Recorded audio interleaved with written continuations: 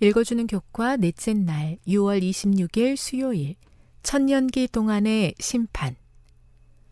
요한계시록 20장 4에서 6절을 읽어보라.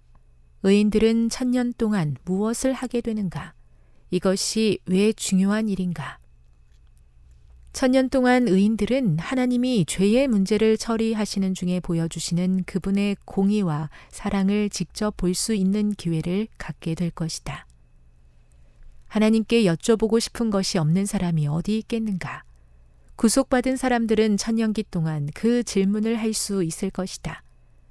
사랑하는 사람이나 가까운 친구가 하늘나라에 없는 경우에 구속받은 자들은 하나님의 결정을 더 온전히 이해할 기회를 가질 것이다. 구속받은 자들은 이제까지 살았던 모든 인류를 구원하고자 했던 하나님의 끊임없는 노력과 수고를 어느 때보다 더 분명하고 새롭게 이해하게 될 것이다. 그들은 잃어버린 바 된 모든 사람이 개인적으로 그리스도를 거부했기 때문에 천국을 상실했다는 것을 다시 깨닫게 될 것이다. 그때에야 하나님은 잃어버린 바 된 자들에게 최후의 심판, 즉 영원한 멸망인 둘째 사망을 내리신다. 요한계시록 20장 7에서 9절을 읽어보라. 천년기는 어떻게 마무리되는가? 사탄과 그의 추종자들의 마지막은 어떻게 되는가?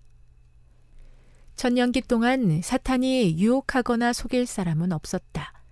사탄과 그의 천사들은 죄의 치명적인 결과를 생각하며 외로이 남아 있었다. 천년기가 끝날 때 죽었던 악한 자들은 심판과 최종 형벌을 받기 위해 부활한다. 사탄은 수많은 추종자의 무리와 제외한다. 그는 대쟁투에서 연이어 패배를 겪었지만 악한 자들의 거대한 무리를 보며 용기를 얻는다. 이 반란을 이대로 끝내고 싶지 않았던 사탄은 이 백성을 속이기 위해 크게 일어선다. 사탄은 이들에게 하나님 나라를 전복하고 자신의 왕국을 세우기 위해 마지막 큰 노력을 기울이도록 부추긴다.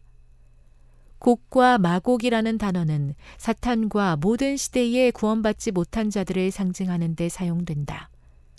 사탄과 그의 추종자들이 성도들의 진과 사랑하시는 성을 둘러싼다. 천년기가 끝난 때에 악인들이 살아나는 것만 아니라 거룩한 성 새 예루살렘도 하늘에서 이 땅으로 내려온다. 성도들은 천년기 동안 새 예루살렘에서 그리스도와 함께 살며 통치해왔다. 그리고 천년기가 끝날 때 이 도성은 하나님, 예수님, 천사들, 그리고 모든 구속받은 자들과 함께 이 땅에 내려온다. 그들 모두는 대쟁투의 마지막 전투의 자리에 함께한다. 죄는 이제 완전히 근절될 것이다. 교훈입니다. 천년기 동안 의욕은 모두 사라지고 하나님의 품성과 그분의 하신 일이 의로우심을 이해하게 된다. 악인은 천년기의 끝에 마지막 심판을 위해 부활한다. 묵상. 최후의 심판을 내리는 모든 과정은 하나님의 성품에 대해 무엇을 말해줍니까? 적용. 그대는 어떤 심판을 받기 원합니까? 그대에게 필요한 것은 무엇이며 어떻게 그런 판결을 받을 수 있겠습니까? 영감의 교훈입니다. 천년기 후에 있을 일들.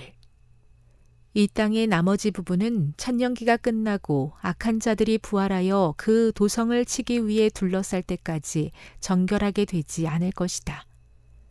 악한 자들의 발은 결코 새롭게 된 땅을 더럽히지 못할 것이다. 불이 하늘에 계신 하나님으로부터 내려와 뿌리와 가지를 완전히 살라버릴 것이다. 뿌리는 사탄이며 가지는 그에게 속한 자들이다. 악인들을 삼킨 그 불이 또한 땅을 정결케 할 것이다. 초기문집 52. 하나님께서 하시는 모든 일이 분명하게 나타날 때에 우리의 믿음은 얼마나 분명하게 나타날지 생각해 봅니다. 믿음이 부족하고 죄가 많지만 오직 주님만 바라봅니다. 은혜를 주셔서 하나님의 나라 임할 때 그 나라에 들어가게 인도하옵소서.